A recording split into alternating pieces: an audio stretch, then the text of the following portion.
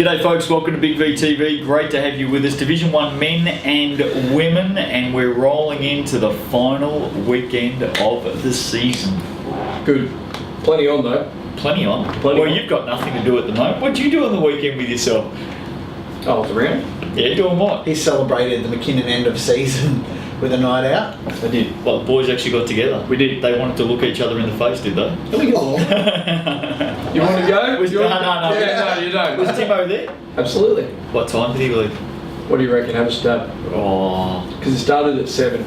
7 p.m. it started? Yeah, around Alright, that. well, let's see who's closest. Like how many jelly beans in a jar. Closest to the pin. So, Saturday night, was it? Yeah. So, your end of season get together started at 7 p.m. I reckon Timo was out of there by about 10. Past 7. Midnight. I did love it. Midnight. No, I think Nate might No, have really? in there. I think he cut him a bit short. I was going to say he didn't turn up. Anyway, we had a couple of cracking grand finals. to Suppose so. start the We did. weekend, Well, let's. Where are we starting? We start? Warrandyte. Okay. Yep. There we go. I'm getting used to He's this. quite good at Mind you, proficient. we've got these things again. What are these called? Tablet. Tablet. We've got these. Slash computers. Okay, we've got these things again. Have a look at this plate. This is his notes for the week. High budget. That's it. That's where they're allocated. That's all he's got. What does that tell you about the work that Bloody we do media people. compared with... It's just what we were given. Yeah. Just saying. Geelong 42 went down to Warrandyte 65. Game 1 of the Division 1 Women's Grand Final Series. 14 apiece at quarter time. Venom 16-11 in the second quarter, 12-10 in the third, and 23-7 in the last. 47-36 rebound count. Good win. Yeah, good win. I was following the game on live stats, and Geelong, to be honest, it was a lot closer for 3 quarters, and it took you guys to the last period to run away with it. Some of the telling things for me, though, is Geelong obviously went in with a bit of a defensive mindset. Yep. And, they kept Steph Thomas to 7, Hedricks and Wansborough to 10 and 10. Yep. But that just shows the depth of Warrandyte. You had Casey Taylor, who averages 3.9 points a game. She Yep. had 11. Meg Dargan averages 5.6 points a game, and she got 15. So Geelong did what they needed to do by holding the Warrandyte Stars. Yep. And then a couple of young players jumped up, and and that just shows, I think, the quality of the Warrandyte side for those girls to easily beat their season averages when they needed to, because Geelong, as I said, up until 3/4 time were right in the game. That was an outstanding effort from Casey and Meg to pretty much help you guys. I think the get good up thing there. is that the likes of a Rachel or a Steph, they defer. If things aren't going their way, they defer. Yep. I thought Steph was really good to get up. She'd been down with a head cold all week, so it was good for her to get up and be out there. And even though the shots weren't dropping for her early, she started to defer to other players. And She's done that all year though. Yeah, and it worked really well for us. As you said, Meg Dargan is just she's a ripping young kid. She's captain of the team. She's 20 years of age. She's already played over 100 Big V games, which is amazing in itself. Game 1 of a grand final series, to beat your season average by 10 points in a close final, that's an incredible effort. So well done, Meg. That's awesome. Yep. Looks like the last quarter was the difference in terms of I know that the numbers, sheer numbers, the weight of it. 23-7 the final period, as you said.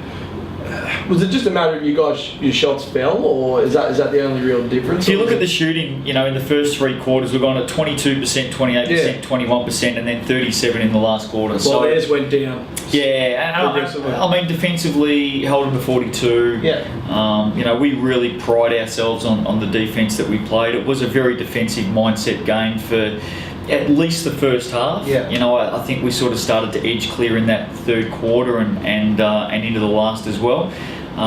It was a good contest. Look, I think both teams have proven to be tough competitors. Yeah, absolutely. And, Amy Wormald didn't get up. She Yeah. didn't play for Geelong. I think Catherine Brockett went back to college during the week. Yeah. So it was always going to be tough for Geelong. So they needed to go in with that defensive mindset. For 3 periods it stood up, and then I just think the class of Warrandyte probably got them over the top at the end. So, which is kind of what we're expecting. We'll go through the scorers. Geelong, Jay Conn led the way for them with 13 and 8. Vicky King had 11, and the rest was single digits for Warrandyte, we made mention. But Meg Dargan, 15 points, 7 boards, 6 assists, absolute star, Incredible future line. star.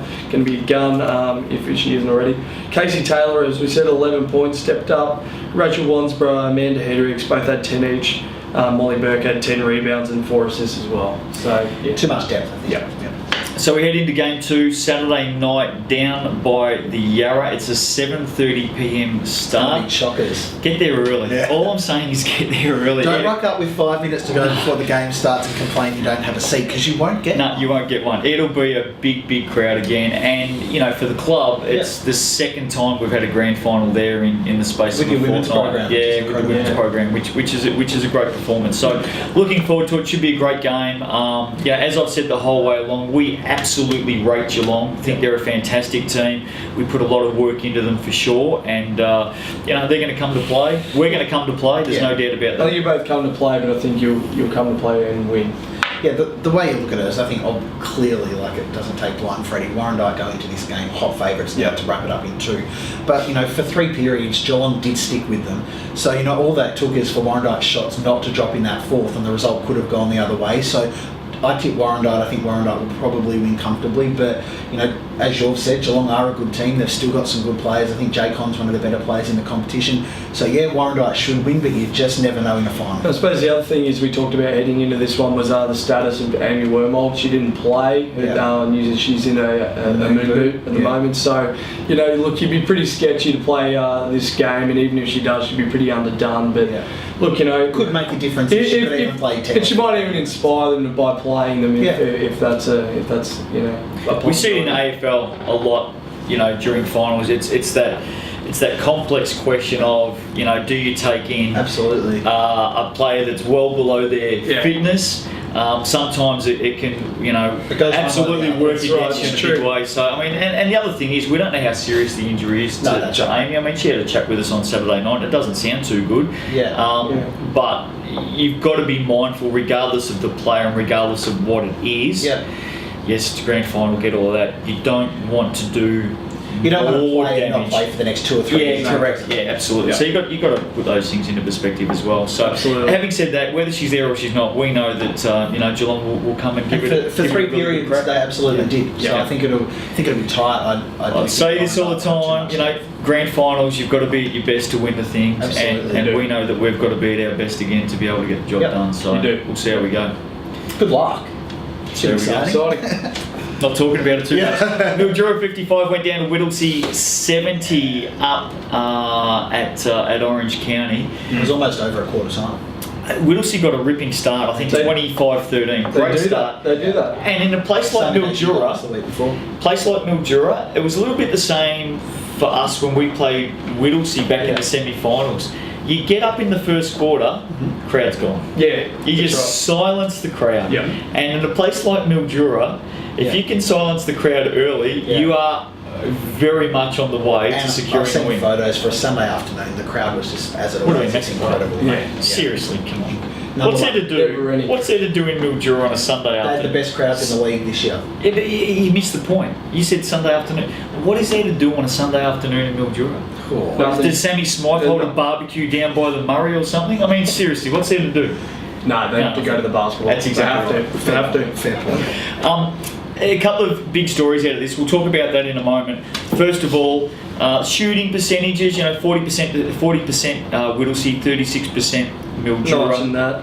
Mildura did drop away massively in the second half though. They went 42%, 50%, 25-29, whereas Whittlesea started great, 48%, dropped to 26, then on the way back up in the second half, 39%, 47%. Yeah. Finished off really, really strongly. It was a 34-24 second half after that great start. Mildura's only win in the game was in the second quarter, 18-11. Rebounds were about the same. Mildura forced into 39 turnovers. Kelvin Henry, 24 and 13, 4 assists, 3 blocks, shot at 46%, played all 40 minutes. I reckon that's about as good as a job as anyone's done on Galvin Henry. I was all going to year. say that. Under 50%, tick.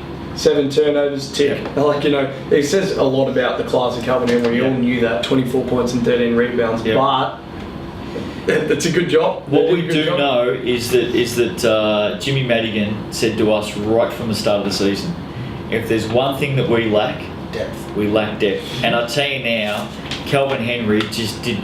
Look, Brent Simon scored 12 points. They just didn't have anyone going with them. Well, he's running import, mate, Terrell Bell. Or what do you have? 9 points. And he fouled out Played 35 minutes, 9 points, Yeah. 9 rebounds. But what you're It's about really- to say, It's Really interesting. It's really, yeah, he's slowed down. Month by month breakdown for Terrell Bell. In April, he averaged 17 a game. May, he averaged 23. June, he averaged 20. July plummeted to 14. And now in August, in finals, it's at 10 a game. So we've seen a steady decrease in. so if you go back to May, Yep.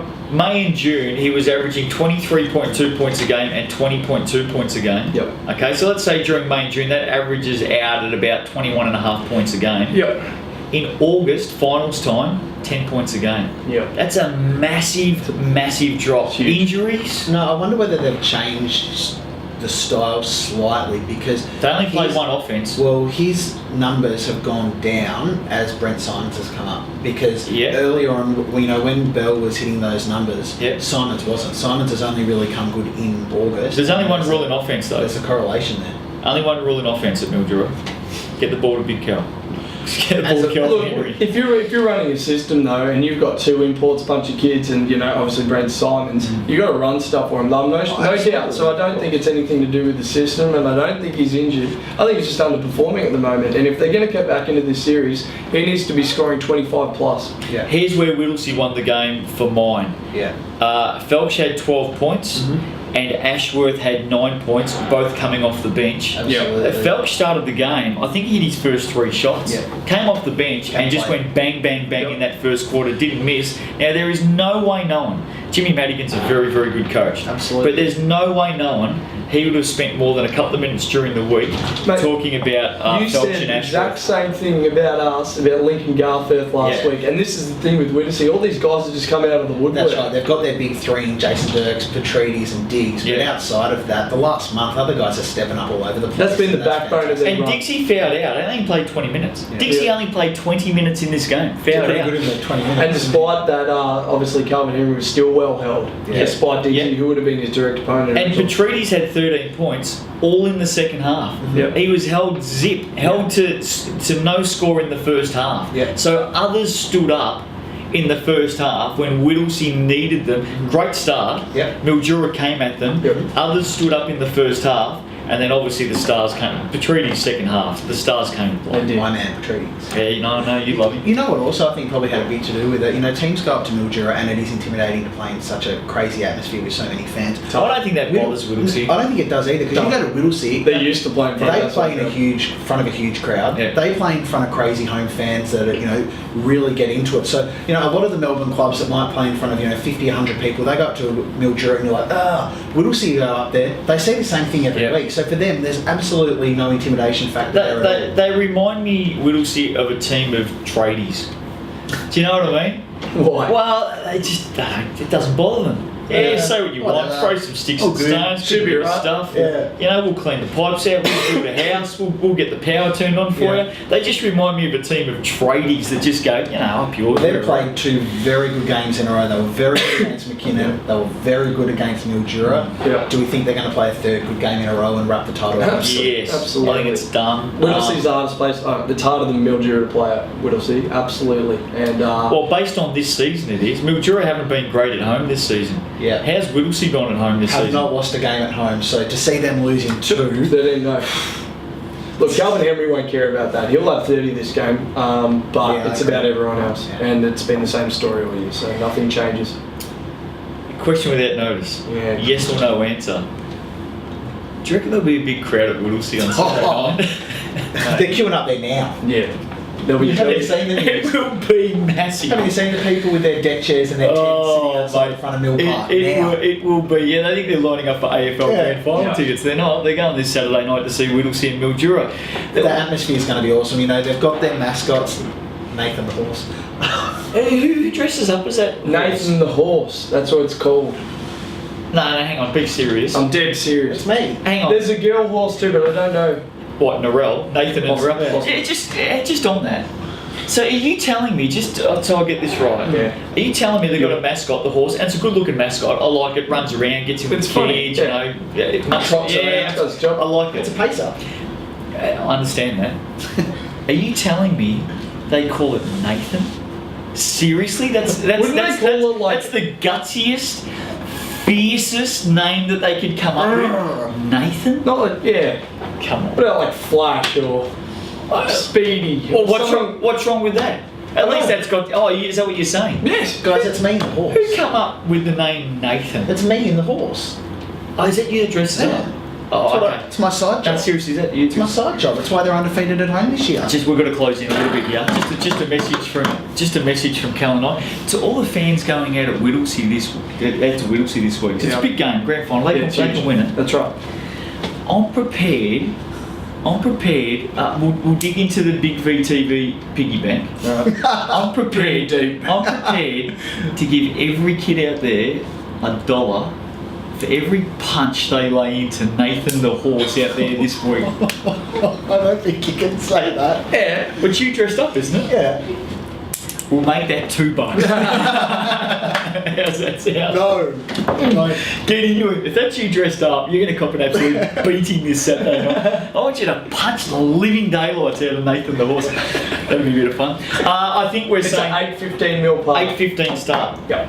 That atmosphere is going to be insane. Yeah, I think we're saying Whittlesea will win. Yes. I can't see Mildura getting it. Yeah, I think you're probably right. Kelvin it'll be Henry would have to drop 40. Yeah. And I got it wrong. I'd almost The other say week he dropped 50. 38. I reckon 50. I reckon he might have done 50. Yeah, but he could.